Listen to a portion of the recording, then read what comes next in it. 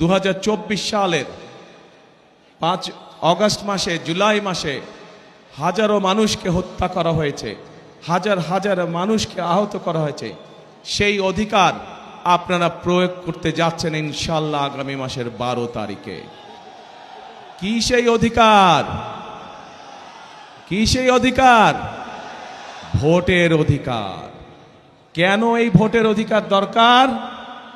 এই ভোটের অধিকার দরকার কারণ আমরা চাই এই দেশের মালিক যে জনগণ, সেই জনগণের ইচ্ছা মতন যাতে আগামী দিন এই দেশ সামনে চলতে পারে, সেই ইচ্ছার প্রতিফলন বা বাস্তবায়ন যাতে হতে পারে, সেই জন্যই দরকার ভোটের অধিকার। মানুষের কথা বলার অধিকার, মানুষের ন্যায্য অধিকার যাতে প্রতিষ্ঠিত হতে পারে, সেজন্যই দরকার ভোটের অধিকার। প্রিয় ভাই বোনেরা, আমি জানি ময়মনসিংহ বলুন, নেত্রকোনা বলুন, জামালপুর বলুন, শেরপুর বলুন, এই অঞ্চলগুলোতে বহু সমস্যা রয়ে গিয়েছে। নদী ভাঙন সমস্যা আছে, কর্মসংস্থানের সমস্যা রয়ে গিয়েছে। বিভিন্ন জেলাতে, বিভিন্ন উপজেলাতে ব্রিজ, স্কুল, কলেজ নির্মাণ, রাস্তাঘাট, কালভার্ট, এগুলোর সমস্যা রয়ে গিয়েছে, যেগুলো বিগত 1 যুগেরও বেশি সময় ধরে সংস্কার বা নতুন করে করা প্রয়োজন ছিল, কিন্তু কোনো কাজ হয়নি। হয়েছিল? হয়নি। কারণ ওই যে বললাম, ভোটের অধিকার ছিল না। যদি ভোটের অধিকার থাকতো তাহলে জনগণের সমস্যার সমাধান হতো। যেহেতু ভোটের অধিকার ছিল না, যেহেতু দেশে নিশিরাতের নির্বাচন অনুষ্ঠিত হয়েছিল, তথাকথিত নির্বাচন, যেহেতু দেশে আমির আমিন নির্বাচন অনুষ্ঠিত হয়েছিল, সেখানে সত্যিকারের জনগণের প্রতিনিধি ছিল না। তাই দেশের যুবক সমাজের জন্য কর্মসংস্থানের ব্যবস্থা তৈরি করা হয় নাই। তাই এলাকার মা বোনদের সমস্যার নিরাপত্তা নিশ্চিত করা হয় নাই। তাই শিক্ষা ব্যবস্থাগুলোতে সঠিকভাবে শিক্ষক প্রেরণ করা হয় নাই। তাই উপজেলা হাসপাতালে বলুন অথবা ডিস্ট্রিক্ট হাসপাতালে বলুন না কেন, সেখানেও সঠিকভাবে ওষুধপত্র, ডাক্তার সরবরাহ করা হয় নাই। প্রিয় ভাই বোনেরা, বাংলাদেশের মানুষ কি চায়? বাংলাদেশের মানুষ চায়, একজন অভিভাবক হিসাবে একজন অভিভাবক চায় তার সন্তান যাতে সুশিক্ষা বা সঠিকভাবে শিক্ষা পায়, তাই তো নাকি? একজন অভিভাবক চায় তার সন্তান সেই শিক্ষা পাক, যেই শিক্ষার পরে, যেই শিক্ষা শেষ হলে পরে সন্তান কর্মসংস্থানের ব্যবস্থা করতে পারবে, বেকার থাকবে না। প্রিয় ভাই বোনেরা, তরুণরা, যুবকরা কি চায়? তারা চায় কর্মসংস্থানের ব্যবস্থা। দেশে মিল ফ্যাক্টরি হবে, ব্যবসা বাণিজ্য হবে, যাতে করে তারা সুন্দরভাবে নিরাপদে ব্যবসা বাণিজ্য বা চাকরি বাকরি করতে পারবে। মানুষ চায়, মানুষ অসুস্থ হতেই পারে, হওয়াটাই স্বাভাবিক, কিন্তু অসুস্থ হলে যাতে করে তারা সময় মতন চিকিৎসা সুবিধা পায়। মানুষের মৌলিক চাহিদার মধ্যে এগুলোই কম বেশি মৌলিক চাহিদা।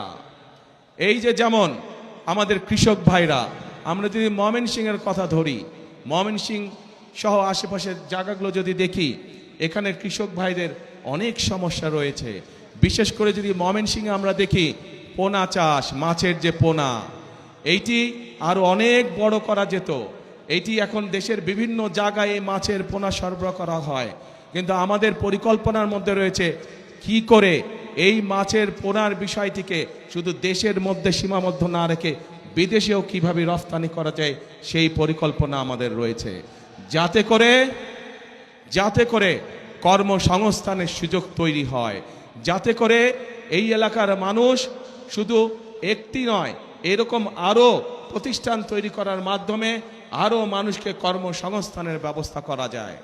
প্রিয় ভাই বোনেরা, আপনাদের নিশ্চয়ই মনে আছে দেশনেত্রী খালেদা জিয়ার সময় এই দেশের মেয়েদের জন্য, এই যে আমার সামনে বহু মা বোনেরা এখানে সামনে রয়েছেন, এই দেশের মা বোনদেরকে শিক্ষা দেওয়ার জন্য মেয়েদের শিক্ষা ব্যবস্থাকে ক্লাস 1 থেকে ক্লাস 12 পর্যন্ত ফ্রি করা হয়েছিল, মনে আছে আপনাদের? প্রিয় ভাই বোনেরা, সেই মা বোনরা শিক্ষিত হয়েছে। আজকে যদি যে কোনো স্কুল কলেজ বিশ্ববিদ্যালয়ে আমরা যাই, আমরা দেখব যে ছেলেদের পাশাপাশি সমান সংখ্যক মেয়েরা লেখাপড়া করছে। আজকে আমরা যদি সমগ্র বাংলাদেশের জনসংখ্যা দেখি, আমরা দেখব যে সমগ্র জনসংখ্যার অর্ধেকের মতন হচ্ছে নারী। কিন্তু এই আমরা যদি দেশকে সামনে এগিয়ে নিয়ে যেতে চাই, তাহলে এত বৃহৎ জনগোষ্ঠী অর্থাৎ অর্ধেক জনগোষ্ঠীকে পেছনে রেখে আমরা কোনোভাবেই দেশকে সামনে এগিয়ে নিয়ে যেতে পারবো না।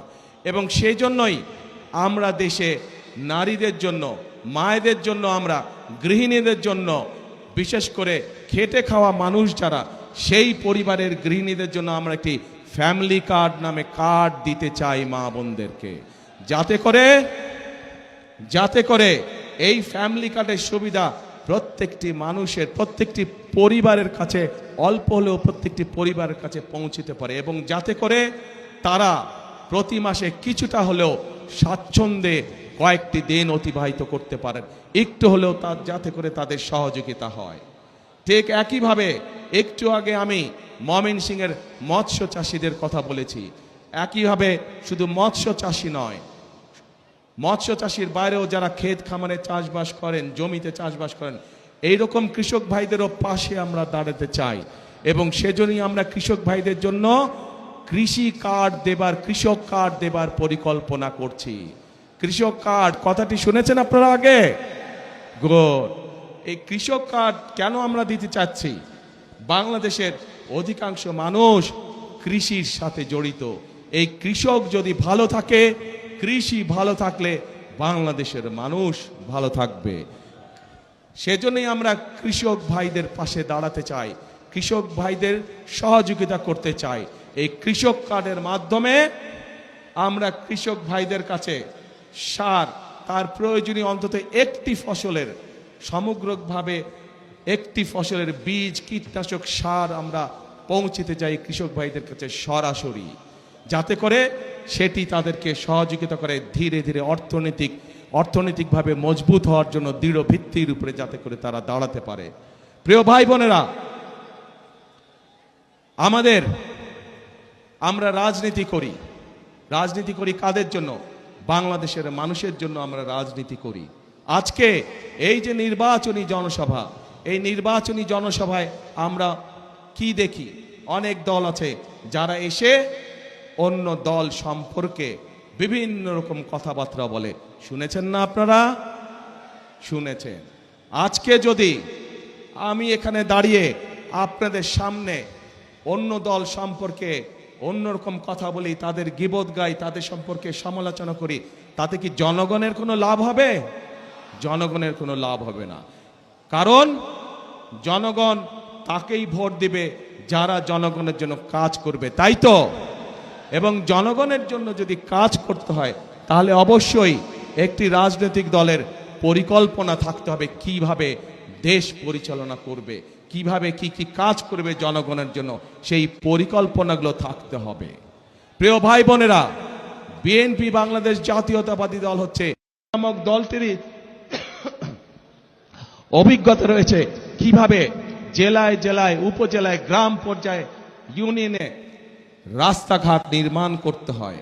কারণ বিএনপি নামক দলটিরই অভিজ্ঞতা রয়েছে কিভাবে শিক্ষার আলো এদেশের সন্তানদের কাছে পৌঁছে দিতে হয়। কারণ বিএনপি নামক দলটিরই অভিজ্ঞতা রয়েছে কিভাবে বাংলাদেশের মানুষকে নিরাপদ রাখতে হয়, আইন শৃঙ্খলা পরিস্থিতিকে কঠোর হাতে নিয়ন্ত্রণ করতে হয়।